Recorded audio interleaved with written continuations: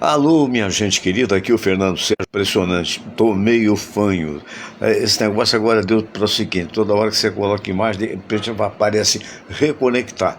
Agora já reconectou, então eu repito o que eu falei. Tô meio fanho porque fui tomar vacina para gripe, é importante tomar, e eventualmente dar reações. No meu caso, trancou tudo. Aliás, quando eu liguei para o meu querido médico, o Dr. Silvio Provenzano, buscando orientação, Fernando, estou tão gripado quanto você. Mas, de qualquer maneira, graças a Deus, está todo mundo bem. Então, isso aqui é importante, né? Dos males o menor, quer dizer, o que é uma gripezinha para quem tem, digamos assim, a disposição de trabalhar. Isso é que é forte, né? Eu estou vendo aqui, está me ouvindo bem? Deixa eu chamar o nosso querido amigo, o Luiz Henrique Oliveira. Bom dia, Luiz Henrique. Bom dia, Fernando. Tudo bem? Tá, eu ouço perfeitamente você, sim. Então tá Tô te ótimo. ouvindo perfeitamente. Ninguém na tua frente, né? Como palmeirense? Ninguém, você vê, né? Você Conseguimos procura... ganhar até do Bahia, que a gente não ganhava do Bahia faz um tempinho, né? Ganhamos lá. Você faz assim, agora faz assim, faz... na liderança. Né? Faz assim...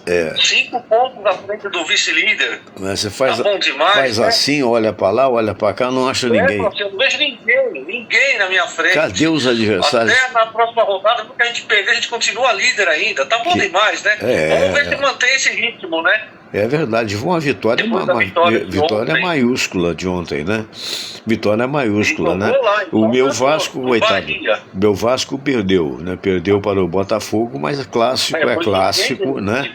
E consoante com o que o Renato Gaúcho vinha falando, né? Calma, gente, calma, que ainda tem muito a fazer. Então não tem que ganhar sempre. E, de qualquer maneira, o Fluminense empatou, né, 1-1 com o Coritiba, né? O Grêmio e o Remo não saíram do 0-0. Deixa eu ver aqui que eu tenho aqui também. A curiosidade fica por conta da alegria da Renata Fã, né? Que o Internacional ganhou do Corinthians. Aliás, ultimamente... E ela vai zoar o Ronaldo, né? No programa do Jogo Aberto hoje. O Ronaldo é corintiano e a Renata Fã torce pro Inter. Agora quem tá cabreiro é o Neto, né? O programa dele hoje vai ser uma choradeira. E falando em Corinthians, você ficou sabendo, Fernando? Não. Mais um técnico caiu. Dorival Júnior foi demitido. Era presumido, né? Era presumido. Eu pensei que ele ia durar até um clássico contra o Palmeiras no próximo final de semana. Mas não durou. 9 jogos sem ganhar também, né? O Red Bull Bragantino, né? Ganhou do Mirassol por 1-0. Mirassol está voltando à normalidade, né? O ano passado estava muito bem, obrigado. Ano passado do G4, esse ano está na lanterna do campeonato. Caminhando a passo largo para a Série B. Que coisa, né? Coisa de time que oscila muito, né?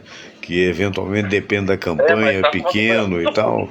É uma pena. Mas quem sabe ainda há tempo para muita coisa, porque o campeonato vai parar. Você acha que muda alguma coisa com a paralisação para a Copa?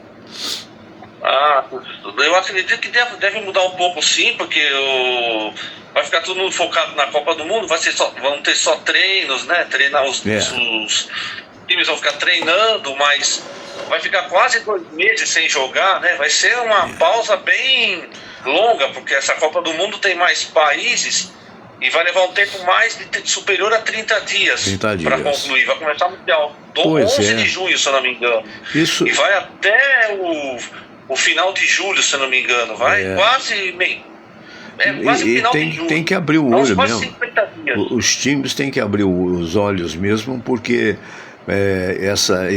esse ato, essa paralisação, ela pode modificar alguma coisa a nível de colocação, né? Porque perde o ritmo, né? Uma coisa é treino, é jogar excessivamente. A outra coisa é treinar excessivamente, mas não ter jogo, né? Não ter jogo. Quer dizer, é um negócio preocupante, né? De qualquer maneira, público maravilhoso no Maracanã. Ontem, 68 mil pessoas. Puxa, que bacana, né? A torcida prestigiou e o Flamengo correspondeu, né? Tomou um gol maravilhoso, né? O primeiro gol do Santos, o cara deixou o Léo Ortiz, acho que deixou o Léo Ortiz. Onde está? Cadê? A bola já estava lá dentro. Mas aí não conseguiu segurar, né? Não conseguiu segurar. Quer dizer, é aquela velha história. Mudaria alguma coisa caso o Neymar estivesse em campo? Não acredito que não, Fernando. Acho que não, né? O Santos não tá lá um time lá, essas coisas, não. E o Neymar não acrescenta muita coisa no Santos, não, porque vira e mexe, ele lesiona, ele não crê que a Copa do Mundo para ele é mínimo, é zero. Para mim é 0,1. Eu também acho. Você mais otimista ainda. Eu também acho. 0,1%. Porque para quem almeja jogar mais uma Copa do Mundo, que no caso dele seria a última, ele acabou dando mole, né? Porque foi aquele negócio de reclamar, se queimou, é complicado, é complicado. É verdade que ele deu um passe, né, para um gol do Santos na última partida, mas isso é muito pouco, né? Isso é muito pouco. 90 minutos de jogo, o cara dá um passe pro gol. Foi assistência. Hoje se valoriza e a assistência é importante também. Não duvido da genialidade dele. O problema é a disposição. É o cara ter disposição para fazer o jogo, né? Ele não tem mais aquela disposição que tinha antes. Quando ele tinha 20 anos, ele está com 34 anos, se eu não me engano, 33 ou 34 anos, ele não tem mais o mesmo ritmo de antes. Não tem. O corpo já não. Você sabe que mais, né? Eu não sei se você viu, eu fiz uma publicação outro dia de um jogo que eu tive no Maracanã, quando ainda era muito garoto, né? O Apolinho, aquela turma toda. E na verdade, aquilo foi o coroamento, foi a cereja do bolo, né?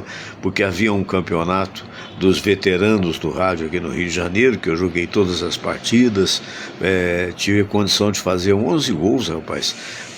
Fui o artilheiro, digamos assim, né?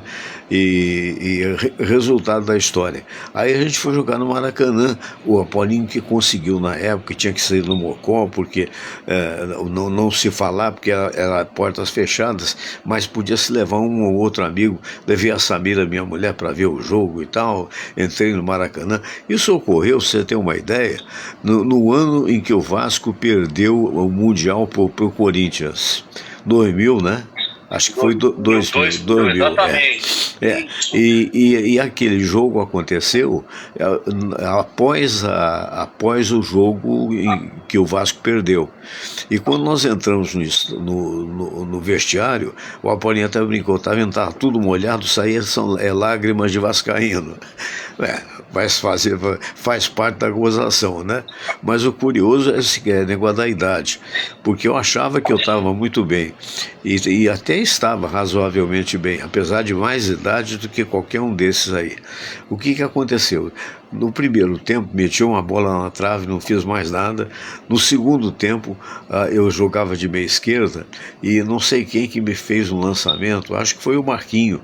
O Marquinho me fez um lançamento bonito, eu tentei correr, passou um garoto de uns 17 anos de idade, mais ou menos, que nem uma flecha por mim, parecia o vento.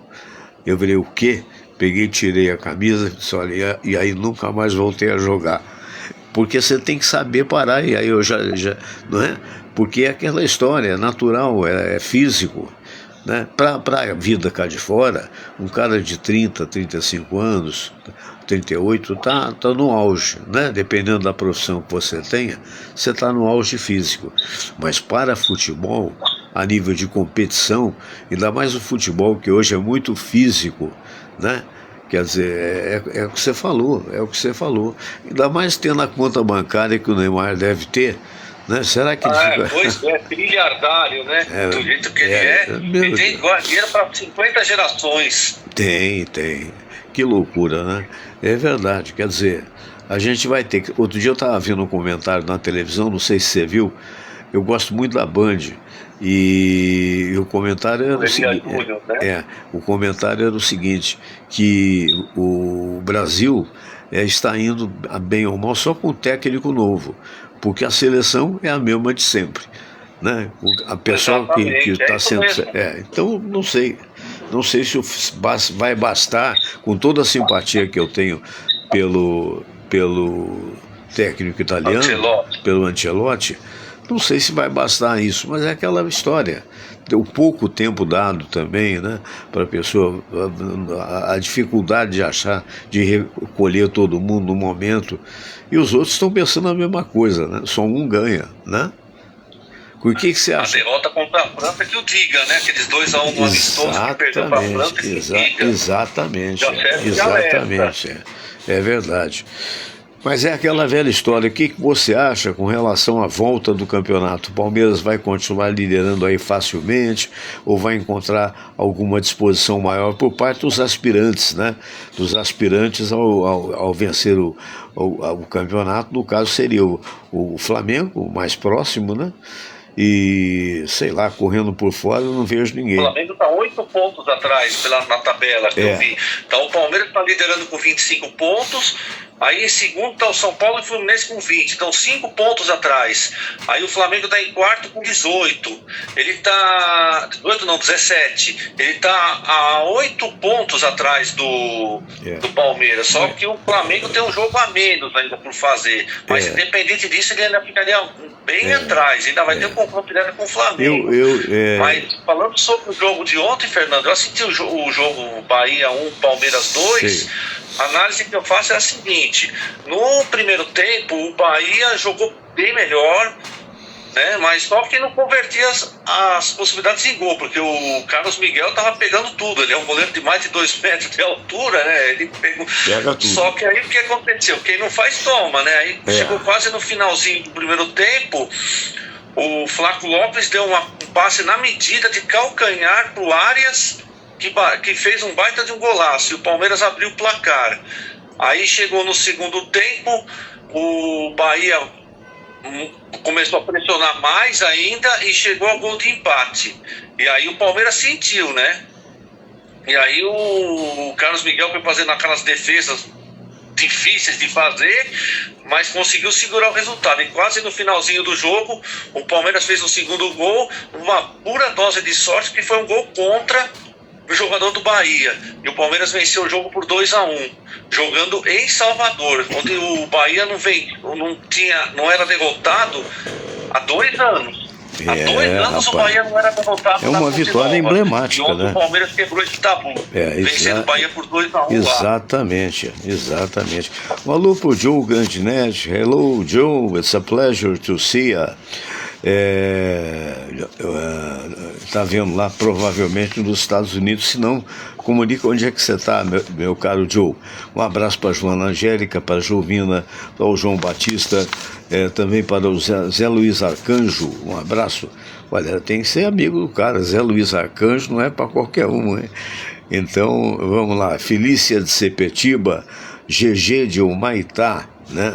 Muito obrigado pela audiência. É aquela velha história, né? Quem não faz leva, né? Como você falou. Então, exatamente. E o básico, a choradeira.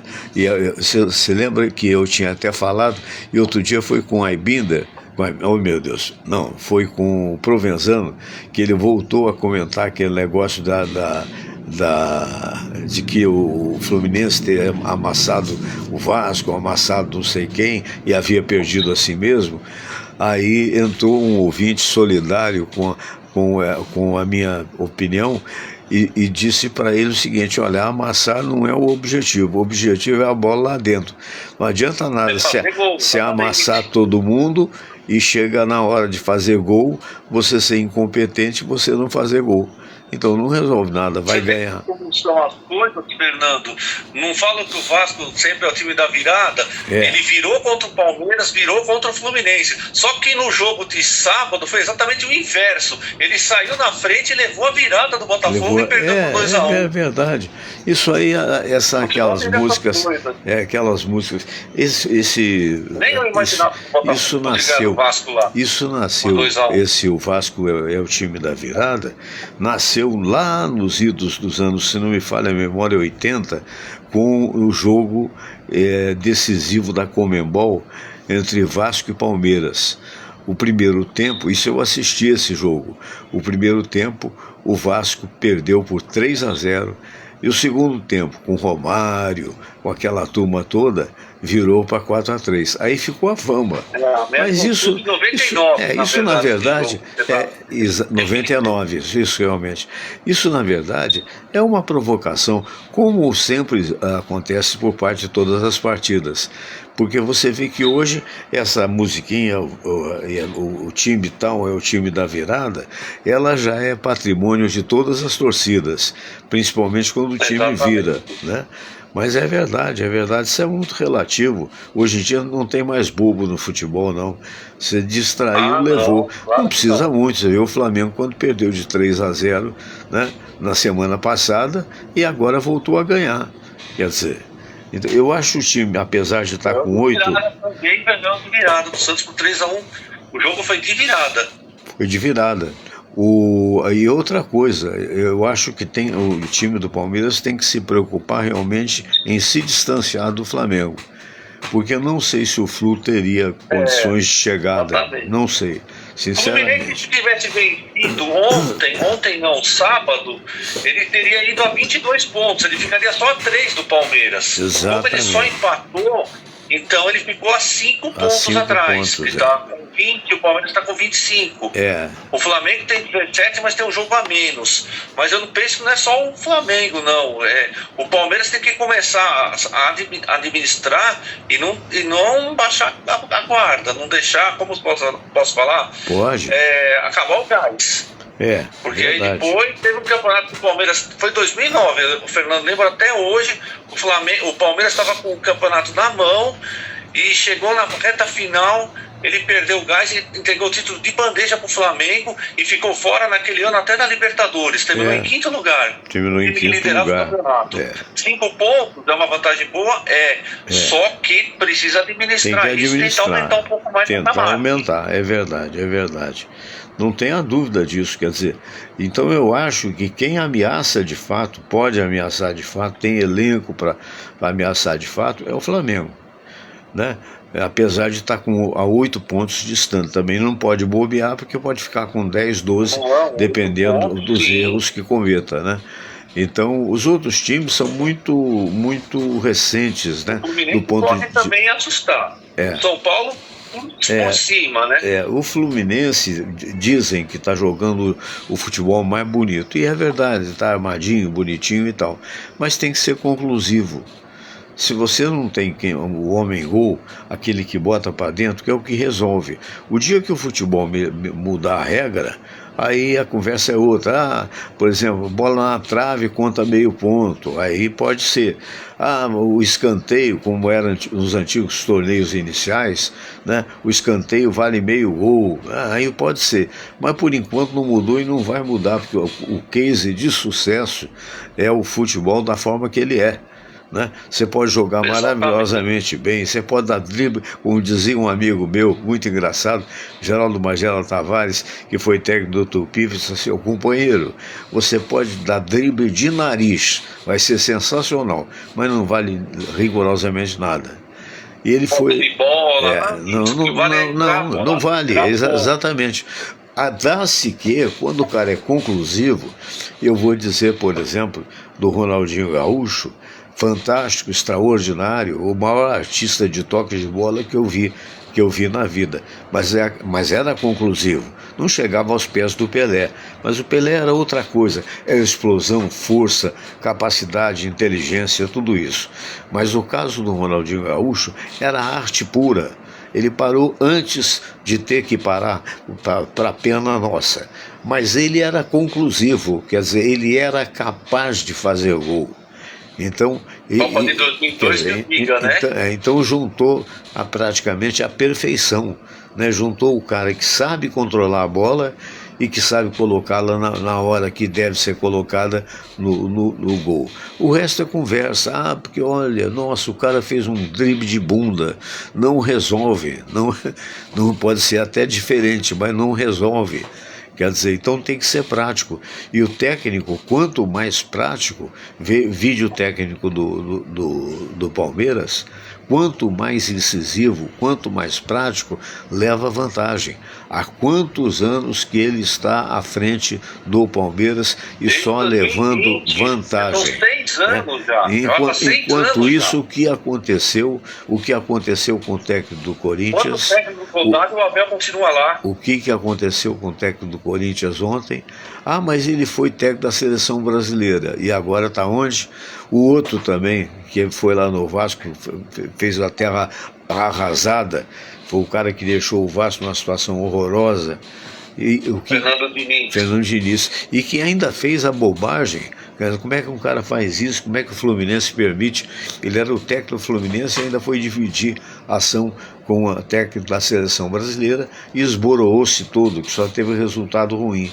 Então esses técnicos brasileiros, aí eu fico vendo as pessoas, mas só tem estrangeiro, só tem português, só tem italiano, mas a gente tem que aprender com o português e com o italiano, essa é que é a verdade. O técnico do Cruzeiro é português, Fernando. Você viu onde que o Cruzeiro está na tabela do Brasileirão? Ele está na penúltima colocação, ele está na zona do rebaixamento, ele está na frente só do Mirassol. Ele está à frente só do Mirassol, que está com 6 pontos. O Cruzeiro está com 7 pontos apenas. Está à frente do Remo, do Remo e do Mirassol só. O Cruzeiro está lá embaixo, na zona do rebaixamento. Mas é aquela história, não é por ser português que o cara vai resolver os problemas todos, né? Depende de competência. E competência não tem nacionalidade. Depende de cada um de saber fazer e provar que sabe fazer. Porque futebol é assim. Mas, meu amigo, o que mais que você tem para falar aí? Estamos aí já passando da hora do nosso programa. Fique à vontade. Então, com relação ao jogo de ontem, agora vai ter uma baixa do Palmeiras no próximo jogo, que é o clássico contra o Corinthians no próximo domingo, porque o John Arias ontem levou o 3º cartão amarelo e ele não vai jogar o próximo jogo do Palmeiras, que é o clássico no domingo. E só que o Corinthians está sem técnico, né? Vai ficar com técnico interino. Mas isso não significa que o Palmeiras vai ganhar assim fácil, não. Porque por ser clássico a gente sempre diz, clássico não tem favorito. Não tem favorito. De repente o Corinthians pode chegar lá e aprontar e ganhar do Palmeiras, por que não? Pode acontecer. Mas a tendência, pela lógica, é o mesmo sendo fora de casa, o Palmeiras ganhar do Corinthians lá em Itaquera, no próximo domingo. Também acho. Agora vamos aguardar a próxima rodada para termos certeza. E agora, nessa quarta-feira, o Palmeiras estreia na Libertadores, fase de grupos contra o Júnior Barranquilla, fora de casa. E clássico é um perigo, né? Porque clássico é aquela história, às vezes o outro tá caidinho, chegar lá e creu. Próxima rodada vai com muitos clássicos. É verdade. Vai ter Fla-Flu, vai ter Grenal e Corinthians e Palmeiras. Vão ter 3 clássicos estaduais no próximo. Dá um alô aí, dá um alô aí para o Ferdinando Provenzano. Eu imagino que seja filho do Silvio, não sei. Alô, Ferdinando, grande abraço para você, meu amigo, do clã dos Provenzano, né? Estão sempre aí na escuta da gente. E que bacana. Então é aquela história. Teremos mais surpresas pela frente a partir do ano do sábado que vem, né? Quando teremos esses clássicos todos, né? E vamos acompanhar de perto. 3 clássicos estaduais. 3 clássicos. Inter e Grêmio, na casa do Inter, Fluminense e Flamengo e Corinthians e Palmeiras. 3 clássicos estaduais na próxima rodada. Vai ser bem legal de se acompanhar. E o Corinthians e Palmeiras é imperdível, né? Esse é um clássico que para São Paulo, né? Um derby paulista para a cidade aqui. Na verdade, não tem como. Pode estar os times lá embaixo, ou lá em cima, ou no meio da tabela. Para a cidade. Aí muda tudo. É um clássico que mexe com a cidade. Não tem verdade, como, é verdade. Muito bem, vamos aguardar e estaremos comentando na próxima segunda-feira. Forte abraço, meu amigo. Um abraço, Fernando. Tudo de bom. Boa semana. Obrigado, bom querido. A Silvana Curti está mandando um alô também. Tem vários coraçõezinhos aqui aparecendo. Que maravilha. Muito bem. E chegou a hora. Chegou a hora de ir embora. Começa o dia, começa a segunda-feira. E a minha esperança é que você tenha uma semana maravilhosa. Tá bom? Forte abraço, gente amiga. Até a próxima. Aliás, amanhã tem a coluna, né? É papo reto ou papo torto? Você decide, tá? Amanhã, ao longo da nossa programação. E também na quinta-feira teremos o nosso querido Luiz Aibinder, às 9 horas da manhã, não é, respondendo as cartinhas dos ouvintes. Não são mais cartas, são mensagens, né, que você pode mandar através do e-mail fsgrandenet@gmail.com, tá bom? E na sexta-feira, às 19 horas, o nosso querido Dr. Silvio Provenzano. Um abraço, boa semana a todos.